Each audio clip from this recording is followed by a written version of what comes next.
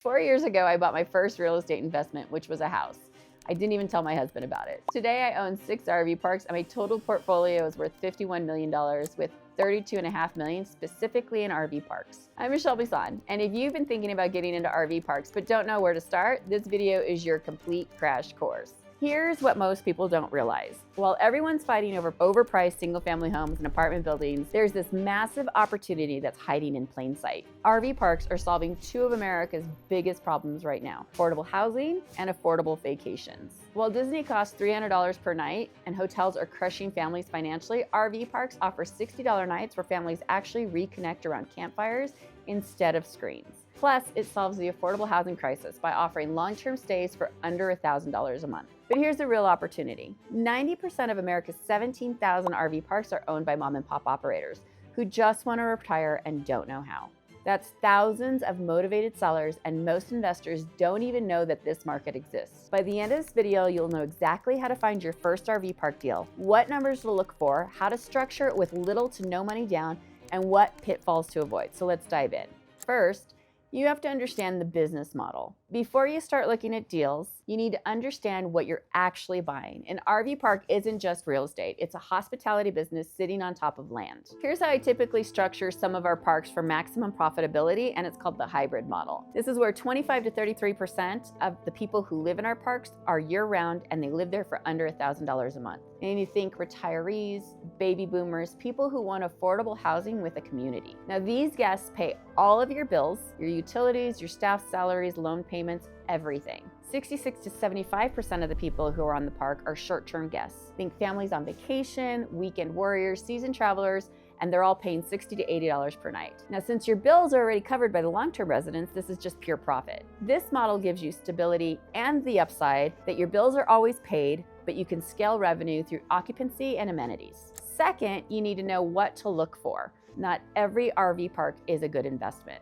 Before you start looking at deals, you need to establish clear criteria for what makes a profitable park. Here's what you should consider. Size matters. You need enough pads to create diverse revenue streams and justify proper staffing. Too small and you can't implement effective business models. Cash flow requirements. The park needs to generate enough NOI, which is net operating income, to cover all operating expenses, staff, salaries, and still provide owner profit. Location dynamics. Understand what draws people to that area. Is it the tourism industry or is it the park itself? This will determine your guest mix and the pricing power. Infrastructure condition. Utilities are the backbone of any RV park. Failing systems can turn a good deal into a money pit overnight. Market demand validation. Make sure there's an actual demand for RV spots in the market before you buy. For example, my personal criteria is a minimum of 50 pads to make the hybrid model work, the target 200,000 or more NOI to cover 4 staff members plus a profit. Strong location drivers. One of our parks benefits from 10 million annual visitors, and that's all to a nearby attraction. Functional utility infrastructure, electrical, water, sewer systems in good condition. Proven market demand. We call all the parks around us and find out if they're busy, how busy they are, and what events are happening. Third, you need to find deals. Here's where to find your first RV park opportunity. First, direct to seller. Drive around, look for tired, rundown parks. These owners are often burned out and are ready to sell, and we've acquired a couple of parks this way. Second, brokers and agents. Build relationships with commercial brokers who specialize in hospitality or recreational properties. Tell them exactly what you're looking for. Third is word of mouth. This is huge. Tell everyone you know you're looking for an RV park. Our second park came from someone who just said, "I know someone you should meet." Fourth is online. Marketplaces, LoopNet, Crexi, and specialized RV park listing sites. Set up alerts for your target criteria. And lastly, baby boomer networks. Many park owners are 65 and over and thinking about retirement. They built these as their retirement plan, but now face this massive tax implication from selling. Fourth, you have to break down the numbers.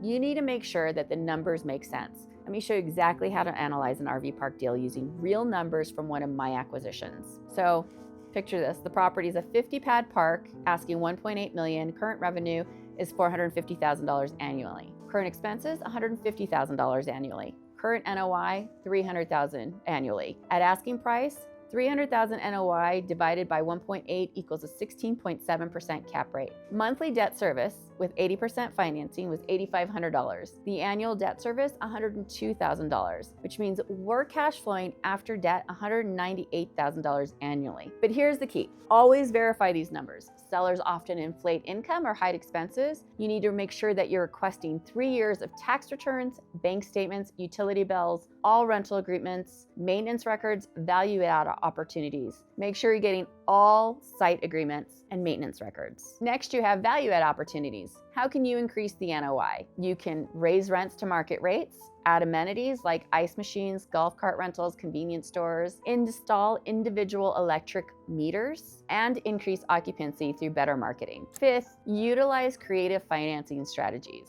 There are many ways you can acquire an RV park, and you don't need millions in the bank to get started. The key is to understand that most sellers have problems that you can solve through creative deal structuring. Here's how I've acquired parks with zero money down. Seller financing. The seller becomes your bank. Instead of getting a lump sum, they get monthly payments over 5 to 10 years, and this will help them avoid massive tax hits while giving you access without traditional financing. Lease options. Lease the park for 2 to 3 years with an option to buy. Use the lease period to improve operations and cash flow, and then exercise your option using the increased value. Joint ventures. Partner with someone who has capital but lacks RV park expertise. You bring the knowledge and management, and they bring the money. Split ownership and the profits. The key, solve the seller's problem. Most want to retire but fear the tax implications. Creative financing lets them get steady income while avoiding a massive tax hit. Sixth, you have to understand the revenue model. Now that you know how to find and finance the deal, let's talk about what makes RV parks such powerful wealth-building machines. Unlike other real estate investments where you collect rent and hope for appreciation, RV parks are actually businesses with multiple profit centers. When you buy your first RV park, you're acquiring multiple income streams. Site rentals, which are your base revenue for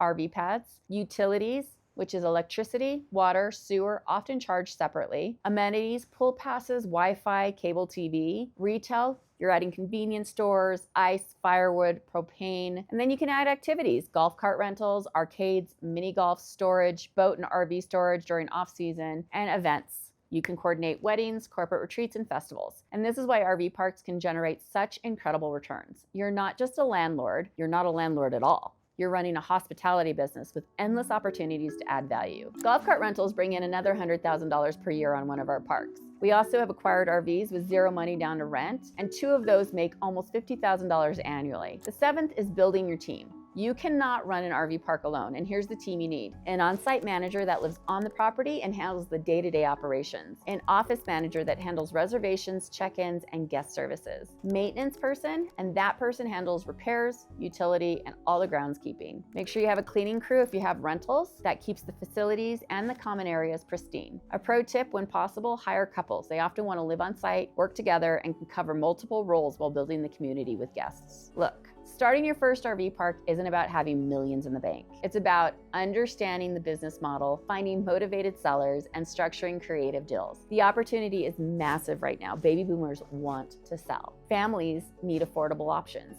Most investors are still chasing overpriced apartments and houses. The most important thing, take action. Like I said, I bought my first real estate investment without even telling my husband, and it changed our entire financial future. You don't need perfect information, you just need to start. If you want to dive deeper into exactly how I structure these deals, how we analyze parks and build teams that run without me, make sure to subscribe. I'm sharing everything I know about building wealth through RV parks.